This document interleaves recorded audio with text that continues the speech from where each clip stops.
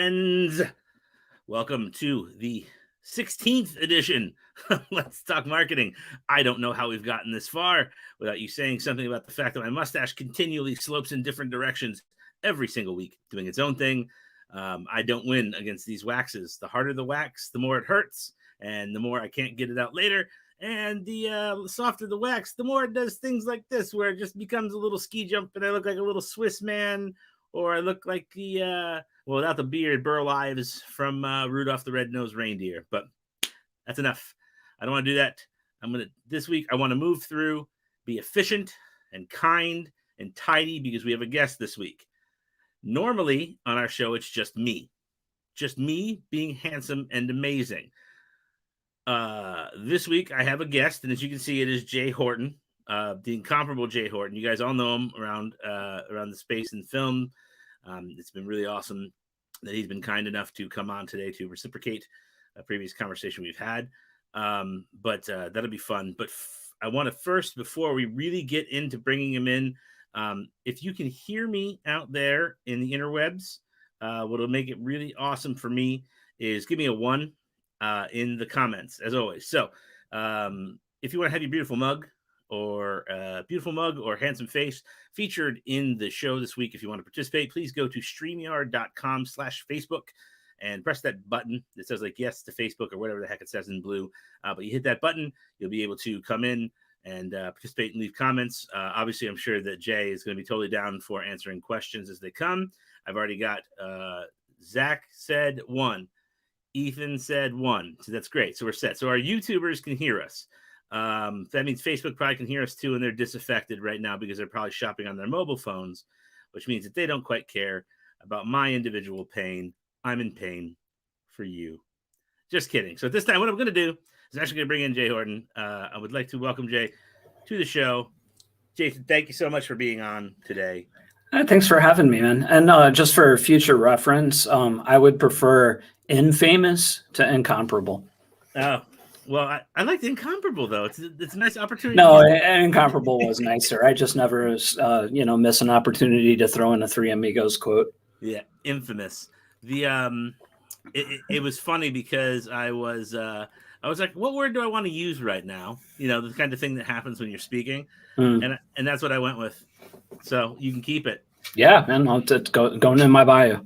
So we haven't spoken. We spoke back in like January. So that's pre this thing going on my face. You had long hair, and I had the no mustache at that point. I had like a little baby mustache going on. Oh yeah, you know it seems like it's been there forever. This is the pandemic does to grown men. Yeah, I just this is my first haircut in a year. Oh wow. Yeah, it probably felt good. It doesn't get in my food anymore. Yeah, that is probably the best thing about not having facial hair is not eating it and then smelling it later. Right. That's why I shaved this the first time. Yes, eggnog. Okay, so we're gonna do this real quick. Just to kind of start off, if someone has never heard of Jay Horton before, tell them very quickly just a brief synopsis of who you are and what you do. I mean, long story short, I'm a filmmaker. I've been making independent features for about 20 years now. 2003, I think, was when I made my first one. Almost 20 years. Wow. I've made them. I've been hired by other people to direct movies. I've financed my own things. And the last probably 2 years, I'm primarily just doing my own stuff. And about a little over a year ago, I started a YouTube channel for independent filmmakers that's focused mostly on the distribution and marketing side. Yep. And that sits in concert with the Facebook group that you have as well, too. Yes. Jay Horton Film Distribution. And it's good that you brought that up. I actually was, we'll get to that in a bit. I don't want to jump too fast. Oh, yeah. With that, because to me, there's a lot of stuff for my opinions on marketing and your opinions on marketing that sit very similarly, but yours comes from the filmmaker perspective, and then also from the person that you've made money doing this. That's part of why people want to watch this interview and want to watch you talk. And right. That's why your YouTube channel does well. I've made money for other people's films. That's the difference. Right. Someone's made a movie and they're like, hey, Sean, do this for me. I'm like, yeah, I guess I can. And they're like, hey, Jason, can you make a lot of money for yourself? And they're like, well, I can make money for myself. Sure. Yeah. It's going to be agonizing, but yeah. Yeah. I mean, we'll get into it later, but that's the whole reason I started doing the YouTube thing was I wanted to hear, well, I wanted to see more from people that were actually doing it, not like you see a lot of screenwriting gurus and, but they haven't really written any any real screenplays or filmmaking gurus, but they've, directed like, maybe one feature or just a bunch of shorts. And, I wanted to hear from somebody that, had actually been in it.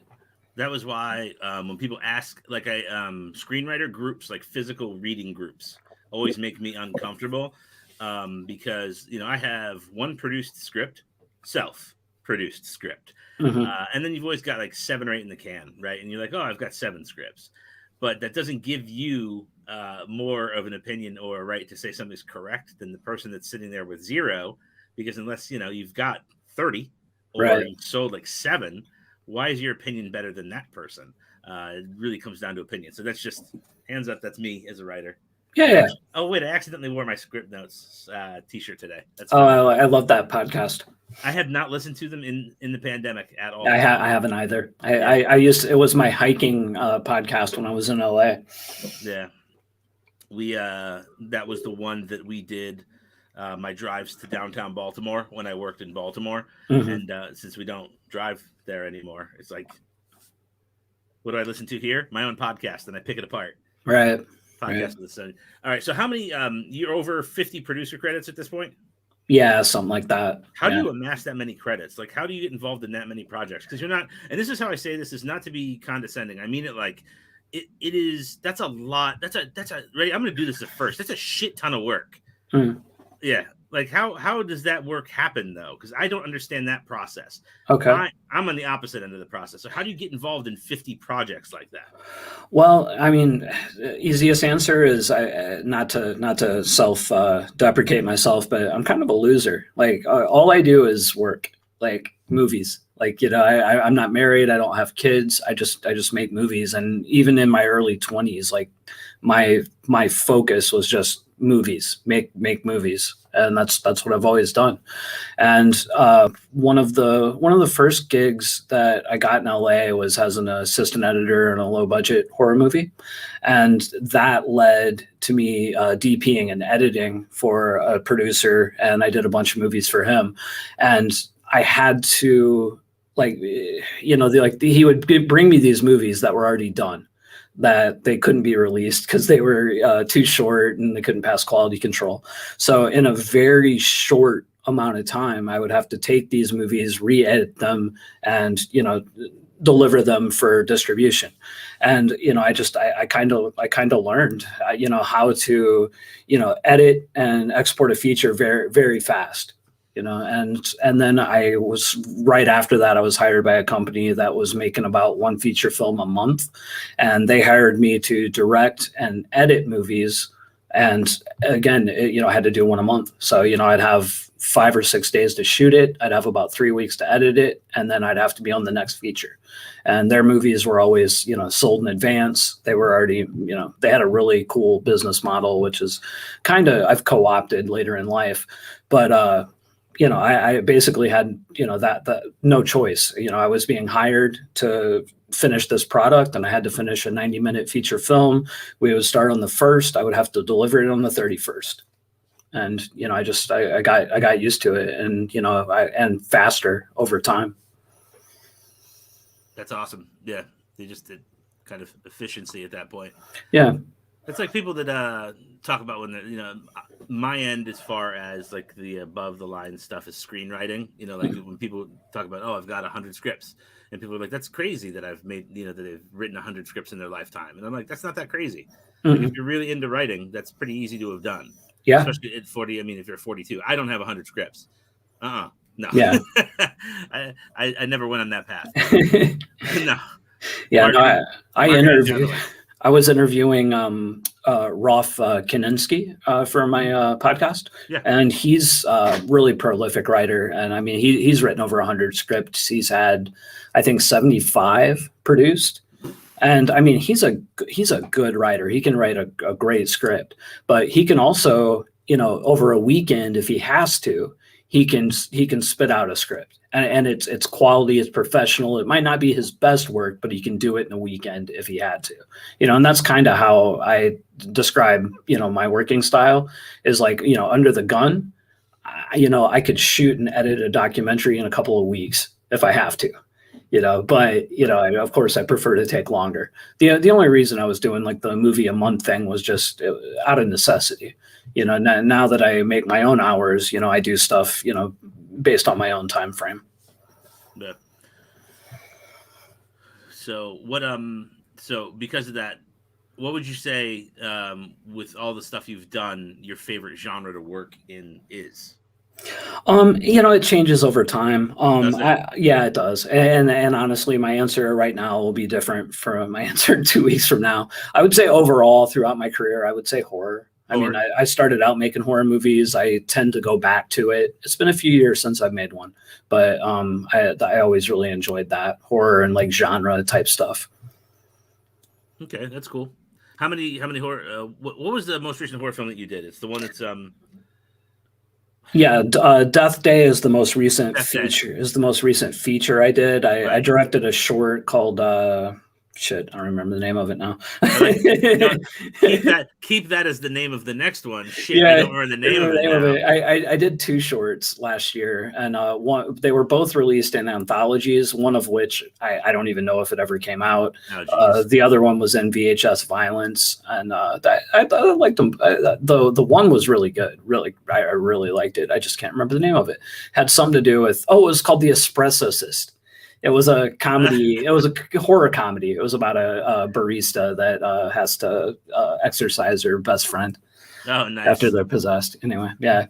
That's funny. But yeah, the Death Day came out in 2018. Mm-hmm. So, we're going on 3 years now. It doesn't feel that long ago, though. With everything that's gone on this last year, it literally feels like last year type thing. You know what I mean? Yeah, it does. And that movie had a really protracted, kind of complicated distribution path. So it's still, I mean, it really came out last year, Right. really like any kind of wide. Yeah. Yeah. So we talked, I mentioned YouTube. You have over 2,700 followers on YouTube. And when you and I talked in January, you were like, put up the content, put out good content. The audience will show up, because this just started to happen for you eventually by doing that same thing. And it's true. It's the way that it works on the internet. If you put out good stuff, eventually people show up. Yeah. In that regard, why is giving back so important for you in the community? Because I worked a really long time kind of in the dark. Just doing, working, making movies, but not really knowing what I was doing, especially as far as the business and the distribution and the marketing stuff goes. Like I was hired a lot in my early years to direct. So, as I started doing more of my own stuff, I was basically kind of fumbling my way through distribution and marketing. And, I mean, it took me, probably 10 years, to get to where I was making any kind of consistent money, from self-generated projects, and I'm looking at it over the course of my career. And if there would have been someone similar to me back then, 20 years ago, talking about this kind of stuff, like I feel like I could have cut that time frame in half or in a quarter. Could have took a couple of years.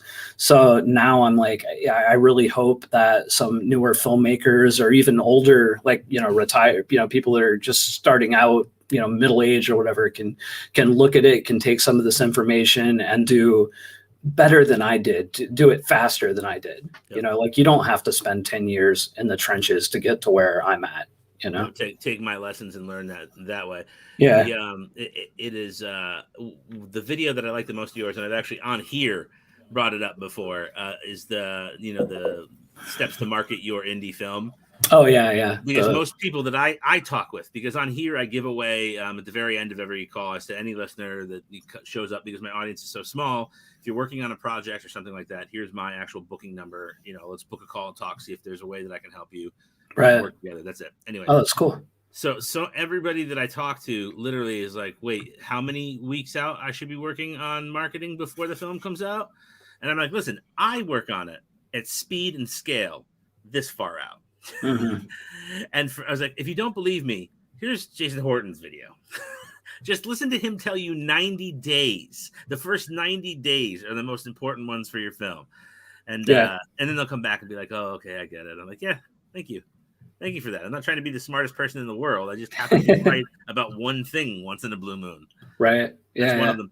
So what do you think the biggest piece of advice that you offer to someone, that you could offer someone starting out, would be? What would you say? So you meet young Jay Horton and you want to say, hey, I want to save you years of marketing. What can we do? Well, my first thing would be, a disclaimer. And I would tell people that although I'm trying to get you there faster, none of it's overnight. Like a filmmaking career is not built overnight, and it's not built on one project. There are people that get lucky and you'll have a project that just explodes and does really well and will set you up. But for the most part, careers are made, or independent film careers are made over time. One thing over another. But the biggest piece of advice I would give is, as soon as it's humanly possible, self-generate your own content or your own movies, or own a bigger piece of what you're doing. If you're a hired gun, like if I could go back in time when I was, negotiating my directing contracts, I would have got pieces of those movies, or I wouldn't have done them. Because I'm looking at it now 10 years later, and those movies are still making money in perpetuity. And your piece is done. I'm done. I'll never see a dime for it. And at the time, I was doing so many and doing so fast. You're basically making, like a slightly inflated minimum wage, and then you don't own anything on the back end. So like, own your work, because passive income is, it's so important to a filmmaking career. Like, you have to be making money when you're sleeping. Otherwise, eventually it's going to catch up with you, the freelance life. You'll have, good years and bad years, but, you never know when that's going to dry up, and if you have that passive income to back you up, it's great. This is part of the reason that I have done well in traditional marketing and small business, is because I was able to cut my teeth in entertainment, and none of this is any different. It just changes what the silo is. Like, you're talking about passive income. Like, it's no different. Like, literally, when you have a major business, you need to have something that's consistently bringing you in revenue that you don't have to touch that often. Right. You just have to maintain it. And you have to do, so that's your email marketing campaign. Let your email do this. And then over here, you have this particular piece of the business. And for me, that's really good. And it's like, I wanted to bring you on basically because it was fun the first time we talked, because I was like, he's cracked this. Jay figured this out. And when I talk to other people, a lot of the time they're like, we understand that Jay's figured it out, and he has a real good feel for not just making the movies, producing film, but also he's got a good head for, like, you have the marketing strategy piece down to a science. When you did that one video talking about you're breaking your audience into actual pillars. Mm-hmm. It's like, that's literally Avatar. That's audience building. That's psychographic data. And I'm like, that's phenomenal. That's phenomenal. But that's just what gets you to that place. Why do you look at it that way? That sort of character building. Like, how's your head wired that way?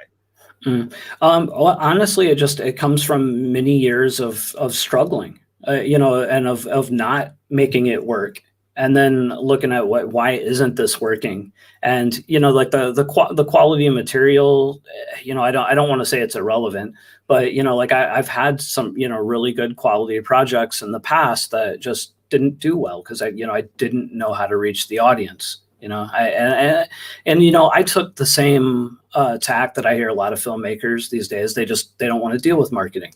Like, I just want to make my movies, and that'll take care of itself, or they'll hire somebody, or whatever it is. But what's happened in this day and age is, equipment costs have went down. Everybody's making movies. There's so much more out there that you have to cut through. Yeah. You can't just be a filmmaker anymore. You have to be a filmmaker / entrepreneur / marketer. Yep. Yeah. Otherwise, you're shooting yourself in the foot. And you have to learn these things. And what I found, I had a lot of resistance to it. I was like, nah, I don't want to do this. I'm not interested in this. But once you actually start like doing it, it can be fun. It is a creative outlet. Like you can attack a marketing campaign in the same way you're structuring a screenplay. Like that there is a creative component to it. Yep. You can enjoy it. And when it comes down to it, marketing at its essence is connecting to people.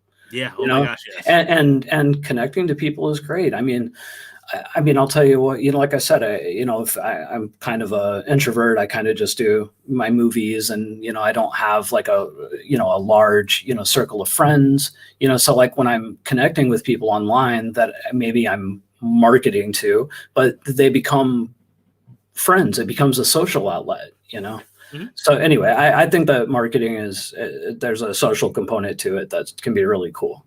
I like marketing so much. I named a show Talk Marketing, and that was born of necessity. I did like 6 Facebook Lives with no name. And I was like, I might as well take this seriously. Like, let me give it a name. And I just wrote something down like, hey, let's talk marketing.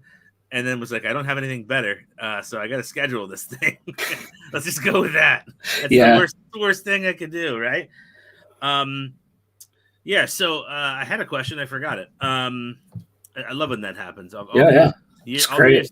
And the worst part is it's when it's like when it's taped and you can edit it, that's fine. When it's live like this, it's not, and it doesn't matter. Who cares? It's my show. I don't care. Do want to mention, guys, if you want, because Jay's here with us now. If you have questions that you've always wanted to ask them, or you want to say nice things in the comments, feel free. We already have a bunch of comments here, but no questions yet. So I do want to mention that those are open. This isn't just me and him talking to each other. You can ask stuff as well, too. Feel free, because I do know we have a lot of people hanging out. But no, and if you think he's a unicorn, put a unicorn emoji in there. It'd be the second time I said it to him now. So of the videos you've done, what do you think the best one is of your YouTube videos? Oh, geez. I mean, I don't know. The marketing one is one of my favorite ones that you were talking about. I honestly really like the first major one I did, which was how filmmakers make money on Amazon Prime. Amazon Prime? Yeah, and that was done, almost 2 years ago. So it was when we were making more money off Amazon Prime. But that video still, it gets, I don't know, 100 views a day. And it's 2 years old. And some of it's outdated. I've had to update the description. As far as like the interviews, I really like the ones I did with Linda Nelson at Indie Rights and Alan Discragnoli. He's the CEO of Film Hub. I think those are 2 of my better interviews. I had a good one with Alex Ferrari, although, I mean, honestly, Alex is so, prolific out there. There was nothing he said that he hasn't said somewhere else. Right. So I tend to not like to interview people that have been out there a bunch, I like try to get like new, fresher takes, Yeah. I mean, it's really, and with people like him, it's really hard to begin with because he's also so frequently doing his own stuff, capturing his own voice. So it's like you can't catch him off guard with a question. You'd have to be like, hey man, in 3rd grade, that one time with Stephanie Sanders, when you said that mean thing to her, what did you mean? And he'd be like, Stephanie Sanders? What a throwback! You watched the episode. No. You gotta catch him off guard with stuff like that. No, and I do. Obviously, I think that marketing one is probably our most important video.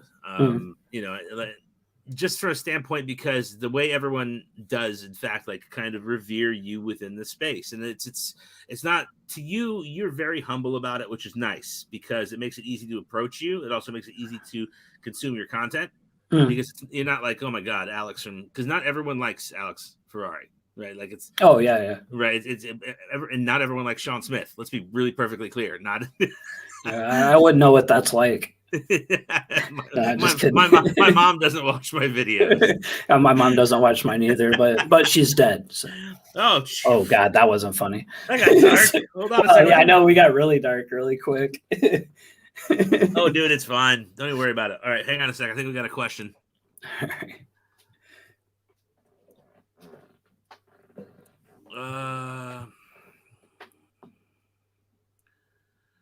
Let's see here is what Zach said. I wish I'd heard Zach. What is that? I know Zach. Zach is the best, man. I love this kid. Great guy. I wish I had heard. It's crazy, by the way. Have you gotten to that stage where you call everyone under the age of yours a kid? Yeah, I try not to do it. I honestly don't do it anymore. I was doing it for a while, and then I realized I was like, and I'm not like trying to call you out here, but I realized I was like subconsciously being dismissive. It is a dismissive qualifier, especially it can be. So I try not to do it anymore. Well, I will say I do it instead out of a level of compassion and care, because I always take the kids under my wing. But that being said, no, really, I've always seen the kids that work for me in my department and such. But then if it's dismissive, I will say this: you are no longer my kids; you are my team. Hello, team. There you go. And you're a good man, Zach. Now, I wish I had heard of you guys before I started my first feature, but now I'm starting marketing as early as the pre-production stage with my next films. Thanks for your help. Yeah. And listen, honestly, it's important, because I was having this conversation with him maybe 3 weeks ago, him and the guy that's doing marketing for their next film. And I was like, listen, you need to make sure you start early. Yeah. Because it's exactly like a script. Like, think of it as a 3-act piece. Like, and I told them, let's say if we're thinking 90 days, start here, here, here. And I was like, because the release is not the end. You literally have to continue to run with this thing after the fact. And that momentum that you generate in that first 45 days, right up to the minute you hit release, is what's going to get you publicity. And I see frequently, and I don't know if you catch a lot of these comments, but people will be like, "Oh, well, what good is a film review? What good is that? Like on a website? Like, what if IGN.com? What does it matter if they review my thing?" And I'm like, right. One, it expands the scope and visibility of your brand, the brand you established. So that 2, also it makes it so people on that site see and know who you are, and that's a large audience. So they're going to now check you out, and then 3, potentially watch you. I said, now 4, there's also the piece about you that in the future, when you do another project as a director, producer, you can say, my film was featured at IGN.com. You could debut it there, or whatever you did. That's for them. Yeah. I hate when people don't know that. Yeah, no, and I've said a couple of times online, and it always gets misinterpreted. Like somebody asked a question in the group not too long ago about like user reviews and reviews, do they directly like boost your sales? And directly, no. Like I haven't seen any data that correlates that with higher sales. That said, it doesn't mean that it's not a useful tool and it's not a good thing to help you build. But people just because I said it didn't have a direct correlation, it was like, oh, he said user reviews are worthless. That's not what I'm saying. Yeah, it's anecdotally there is evidence that yes, getting higher scores are going to do something for you, but that's because at the sites you're at, the algorithm will be impacted based on those scores. That is anecdotal. There's not like hey, they have hit a 4.9 and now this film will get $80 more today. Like, it's not going to happen that way. It's not how search works. Yeah. And it's not how marketing works in general. I mean, it's hard to quantify, the results of what we're doing. Yeah. Oh, it's hard just on traditional marketing side. And now with changes coming to like tracking pixels and stuff on iPhones and Apple products, it's going to get more difficult. Moving forward. And imagine what it's going to do for people that are streaming on Apple Plus. They're going to be closing up that network the same way they closed up Netflix, where if you get in there, you're never going to get accurate tracking data if you sell something there. Good luck. Good luck, friend. Naveen says, video on low, no budget screenplay writing coming soon on Jay Horton YouTube channel. So that's what they're going to do for you. That's what he wants. Yep. Wow. I started having other filmmakers doing videos for the channel. Nice. That's cool. I would love to do one if you would let me. Yeah, sure. I would like to do one on marketing, and I will. Okay. I'll wear a tie for you. Hey, whatever. I'm not gonna put it on my neck though. Put it on my head like a bad wedding. Right. All right. So now, why? First, what was the first project that you were working on where you realized that first 90 days were the most important for a film's release? What was that project? Um, Man, I can't narrow it down to one project, but it all happened fairly recently, honestly, in the last 3 or 4 years. It had to do with the streaming distribution window. Like the thing about Amazon, and I know I've talked a lot about Amazon. I'm getting tired of talking about Amazon, but the thing was, like Amazon that was my training ground as far as marketing goes. Like that's where I was getting daily data from that dashboard, and viewer minutes and all that stuff. And, I could see the direct relationship between, getting more user reviews and more minutes and, minutes and money and all of that. And so it just, and then working with that algorithm there, you start realizing that, that in those first 30 to 60 days, that's where your movie is going to get up into those search results. So I just started looking at it like that. And then you start applying that to the other platforms, even if the algorithms are different, it's still the functionality, it's the same principles. So it lent itself across multiple platforms. And then in addition to that, doing YouTube the last couple of years and watching a ton of how to grow your YouTube channel. Mm-hmm. And a lot of that is just, it's straight marketing. It's marketing 101 stuff. It's just, tailored for YouTube, but it's applicable, the principles to different mediums. Cool. Yeah. I like marketing so much. I really do. It's amazing how, and I mentioned it before, like film entertainment. And I say entertainment because you also lump in TV and which is comparable but not totally, and then music, which is comparable but not totally. So we'll just make them the bucket next to film because we're talking film, and how everything else works for traditional marketing, how similar they all are. But like any release that you have, regardless, you still have that same outlined timetable. So you're looking at for an album comes out. Well, you've got a 30-day window. It's tighter. You've got a TV show coming. You've got a 60-day window. It's tighter. Right. A film is larger because you've got more time. You need more repetition. You need that 6 to 8 pieces of impact on people's eyes. Right. You need that recognition. TV is different, especially now with streaming. They don't even. I don't know if you've seen this. There's a study somewhere. They actually are spending less money, or they're spending less time cutting commercials on same network shows. Because they're not concerned about people not recognizing network shows, if that makes sense. Like Sheldon. So if Young Sheldon was getting ready to launch, they would show it less times than they used to ahead of time because they weren't worried about the recognition the way they used to be. Right. Because if someone was still a CBS fan, they know that they would stumble across it somewhere. They weren't worried like we're going to make them see it 20 times this week. Right. No, because they NBC or whoever did it with Young Rock. That's a lot of words to just be like, yeah.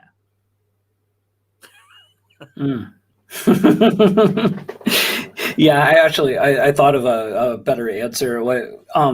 When I realized the 90-day window is when I started putting out more movies of my own, especially in the last 3 years. I have about 30, 35 that I'm looking at numbers on. So I can see those numbers, on a day-to-day basis, month-to-month basis. Right. And almost without fail, I'd say 95% of those, your biggest numbers are in the first 90 days, so it's, just that's logic.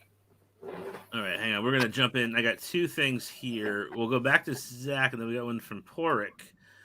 Do you believe the 90 days from Amazon Prime template will be the standard you go to for a while to come? Or because the landscape is changing with Amazon, we'll have to pivot to a new standard? I think the 90-day thing is, if anything, it might become a shorter window, but I think that's pretty much, for the last maybe 10 years, that's pretty much been a thing. And I think it'll continue to do so regardless of the platform.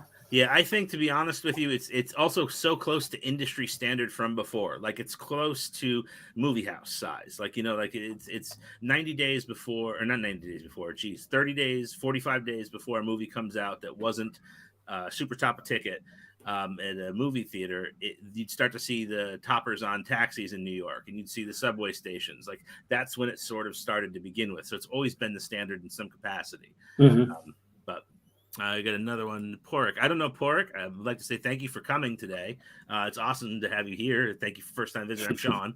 This is Jay. Is the 90-day window applicable for series 2? We're just starting on putting a series together, and I was asked today about marketing. So he's referring, I believe, to a web series.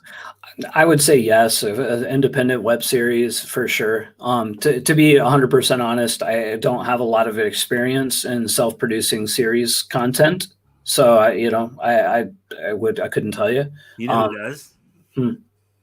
This guy. Oh, there you go. That's where I got my start. I would say that the answer is different here. I think you'd run it out 120 days, only because it's going to run into the way the festival seasons work for web series festivals. You're going to want to catch on to that section.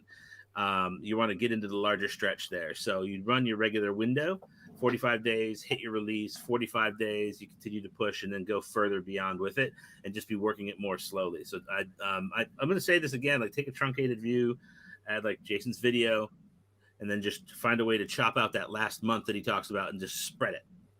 And I think that would work.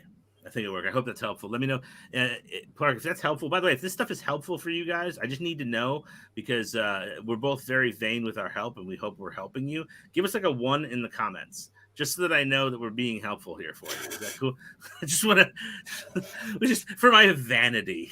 I mean, I'll be honest. I'll sleep well tonight either way, but I'm going to be honest with you. I might not. I don't know. I don't know. Here we go. He said that works. Cheers. Yeah, 120 days isn't a bad rate. You just don't go. Yeah. You just don't go as hard. You go real hard and fast at the beginning. You hit that release date. You go hard and fast, and then you just continue to go with it. And by the way, Park, if you're still here, I'm hoping. Actually, just send me an email at sean@weareongen.com, and I actually can tip you off to like 2 sites that I would definitely go to that I'm friends with for reviews. I don't want to just throw them out here now because I don't want them to be like misconstrued or you to miss a spelling or something. I want to really just give them to you in an email. So hope that's good. And also we got a 1 from Zach. Ethan says, Jay, do you have a ritual or a way of celebrating when the new film comes out? No, I really don't. There was a time early on where I used to a little bit, which I can't really go into in public, but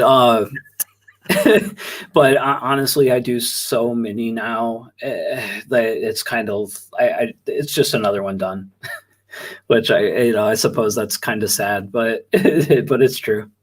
Yeah. Well, how about you get a new one? You do some deep stretching and deep breathing and some very rigorous stretching. Yeah, no, I pretty much, like we're sitting here talking about all the marketing steps and all of that. I mean, that's pretty much that's my celebration. I start to put out the marketing stuff. Like, yay, new film came out. It's time for me to send an email to list 1, which is my aunt, sister, best friend. You do that first list, the close people. Right.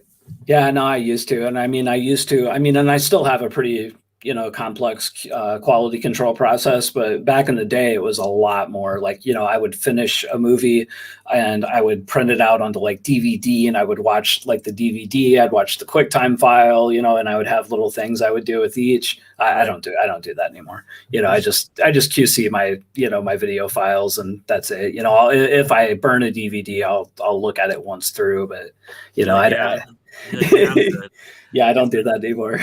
We had my mustache.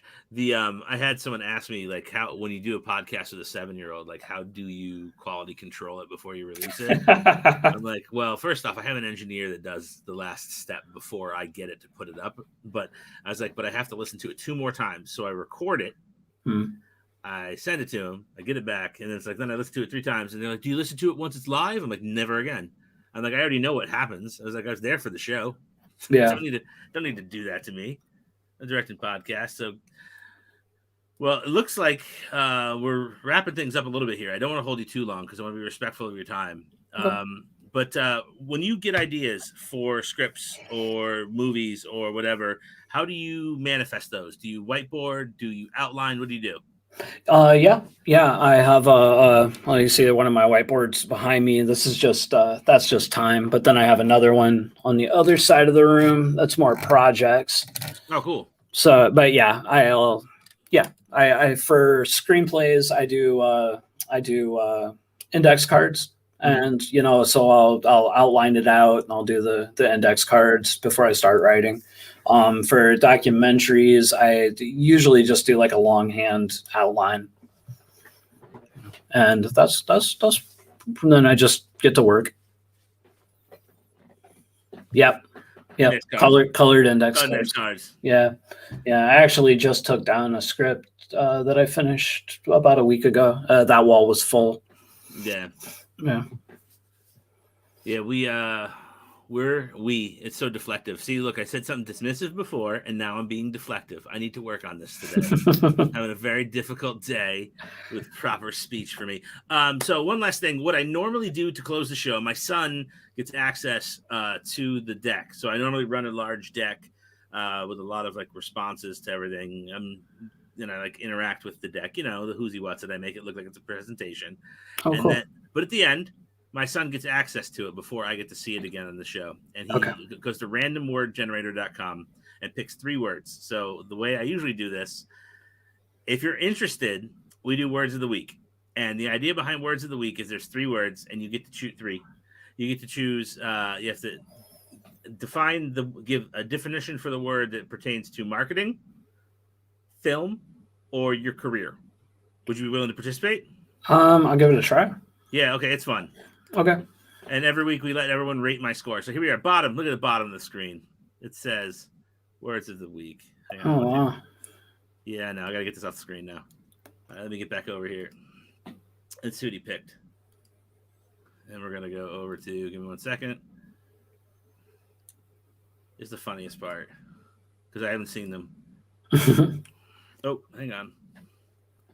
Got to move you over here again. Sorry. I like that I get to play producer. Mm-hmm.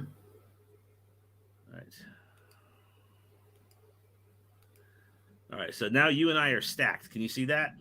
Yeah. All right. So words of the week.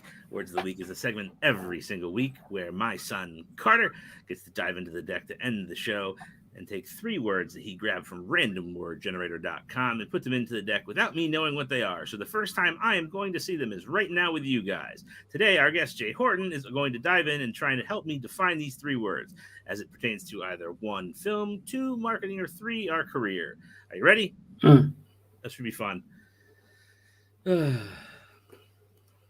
first word is ranch. Oh, I love this kid so much. I'm gonna do this. I'm gonna do this.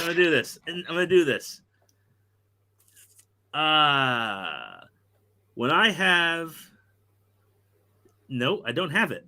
I'm gonna try. Do you have anything yet? Because this is hard. No, if it was about salad, maybe. I was gonna go with pizza, but we have to. Ooh. I got it. If pizza was my marketing campaign for your film, ranch would be the Amazon bestseller #1 list. Okay. That's really bad. I just had to do something. Right. Give it a shot. Oh man. And it can be bad. Usually these are actually pretty good and the guys will be like all happy. Yeah. I got nothing. Sorry. That's fine. Sean Jackson says, "Oh, she's late. Say hi to her." Oh, to Sean? Hi, Sean. Yeah. Hi, Sean. All right. Ranch was hard. Let's see what's next. It better be better because he's probably downstairs doing schoolwork laughing because he knows it's that time. Strip. Okay. Here we go. I'm going to overthink this one. Are you ready? You keep it simple and you make it make sense and do a good one. And I'm going to overthink it. Here we go. If you strip the core elements of any marketing campaign away, down to the 9 pieces that you need that we talk about almost weekly on our jam boards, you know full well that every one is as important as another in order to create a successful campaign for your project. You can't take just one without the others. You need to have all of them. But some will impact bigger and better based on the audience that they're being taken in by. And so hopefully you'll be able to take in a bigger strip. That's a good one. I like it. And shape. Well, let's take the shape of this. Well, it is the shape. Well, the shape of any campaign is a good shape. Sorry, Sean. I know a Sean Jackson. My bad. And the shape of any process is beautiful. Looks like Jay dropped off. Sorry. Hey, what happened? I don't know. Want to have something funny? No. Turns out Sean wasn't a girl. Yeah, Sean's a guy. Yeah, dude. I know a Sean Jackson from the web series community who's a girl. So I thought it was her. And then I was like, oh, hey, say hi to her. And then no. So my apologies to Sean again. So I feel bad. And the last one was shape. If you want to try and endeavor to do this one. But no, it's fine. Yeah, it's fine. Difficult ones. This little sucker got me with 3 S1s. Or 2 S1s. Ranch, strip, and shape. Someone is not getting their allowance this week. And here's so let's before we go, I want you to plug where you're at. So let me get off this screen.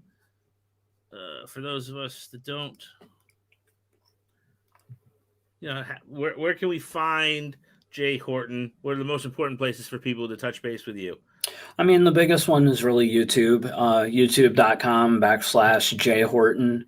And then if you want to look me up on, Twitter, Instagram, or any of that, I'm at DJ Horton. Oh, cool. Well, that's awesome. And my website's DJ Horton. You did a good job branding it. Yes.